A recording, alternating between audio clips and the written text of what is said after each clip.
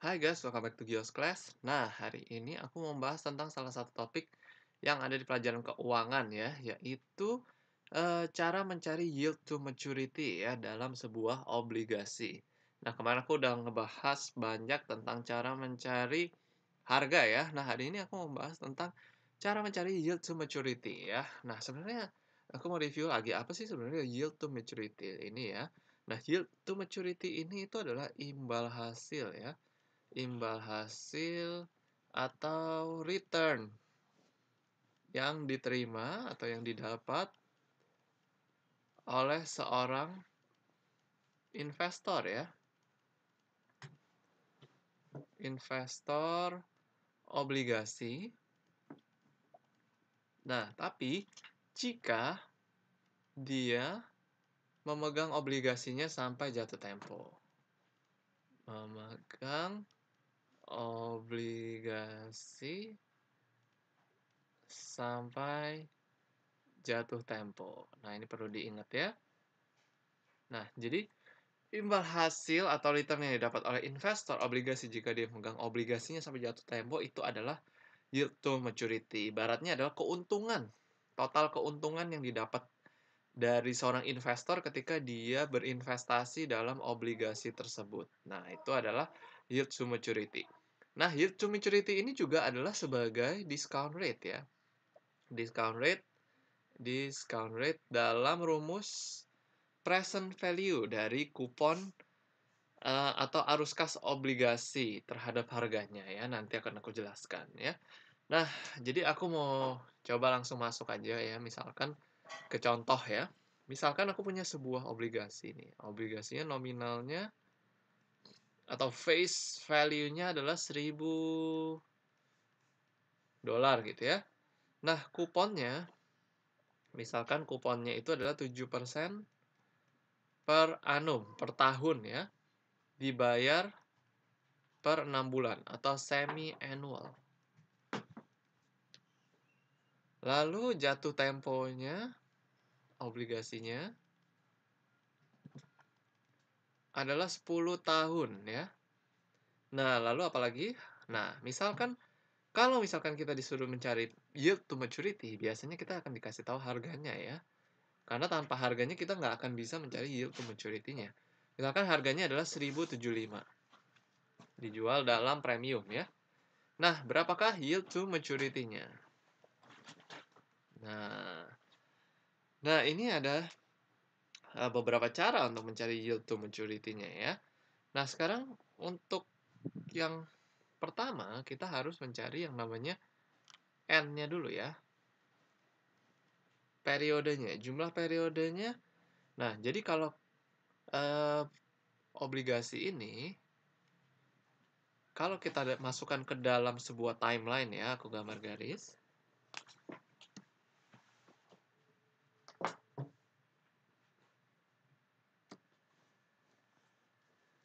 Nah, kalau misalkan 0 adalah hari ini, 1 itu adalah tahun depan, tahun pertama ya, akhir tahun pertama, tahun kedua. Nah, maka obligasi ini akan memiliki, nah ini kan 10 tahun ya. Karena dia pembayaran kuponnya semi annual, maka dia akan memiliki 20 kali pembayaran kupon. Jadi N-nya ini adalah 10 kali 2 atau 20. Jadi pembayaran kuponnya terjadi 20 kali karena setiap tahun itu dibayar kuponnya 2 kali ya. Jadi 10 tahun, setiap tahunnya 2, 10 kali 2, 20. 0, 1, 2, terus ya sampai 20. Nah, lalu sekarang kita hitung kuponnya ya, pembayaran kuponnya 7%. 7% semi annual, jadinya 7%, 1000 ya, 1000 nominalnya kali 0,07, karena 7% dibagi 2 karena semi annual ya. Nah, 1000 kali 0,07, 70. 70 bagi 2, 35. Jadi pembayaran kuponnya itu tiap tahun tiap 6 bulan ya. 35. Nah, jadi ini tuh intervalnya adalah 6 bulan ya, 6 bulan, 6 bulan. 35, seterusnya sampai akhir tahun 10, pembayaran ke-20 kuponnya 35 plus nominalnya yaitu 1.000 ya. Nah, sekarang gimana cara kita mencari yield to maturity-nya? Nah, kita masukkan aja ke rumus ya. Kita masukkan ke rumus dari present value atau harga dari obligasi ya. Rumusnya adalah PV C per I buka kurung 1 kurangin 1 per 1 plus I pangkat N ya. Tutup kurung tambah F per 1 plus I pangkat N ya. Nah, sekarang kita perlu memasukkan angka-angka yang sudah diketahui. Contoh harganya 1075 ya. C-nya adalah kupon payment-nya 35 per I. Nah, ini yang kita cari ya. Jadi kita nggak tahu YTM itu adalah I ya. Buka kurung 1 dikurangin 1 per 1 plus I lagi. Pangkat N-nya 20 ya. Tambah F 1 plus I pangkat 20, sorry ya. 20. Nah, F-nya ini nominalnya adalah 1.000. Oke. Nah, sekarang untuk mencari I-nya ini adalah hal yang sulit ya, karena ini ada pangkat 20 gitu ya.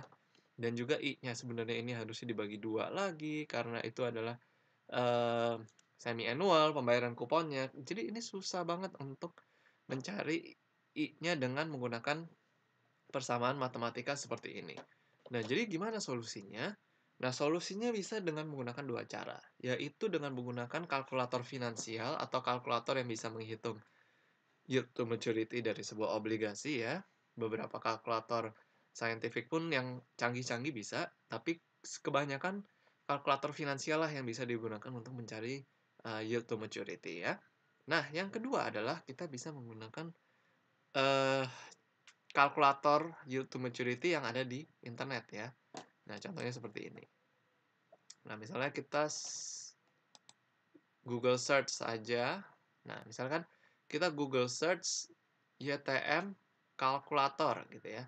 Yield to maturity kalkulator YTM kalkulator. Nah, nanti muncul ya ada beberapa pilihan ya gitu. Ada beberapa pilihan ya. Kita pilih aja yang paling pertama misalkan ini ya. Bond yield to maturity YTM calculator. Nah, oke, masuk ke page ini. Nah, kita masukkan, nah ini bond yield to maturity calculator. Nah, kita masukkan angka-angkanya aja. Current bond trading price. Ini adalah harganya ya.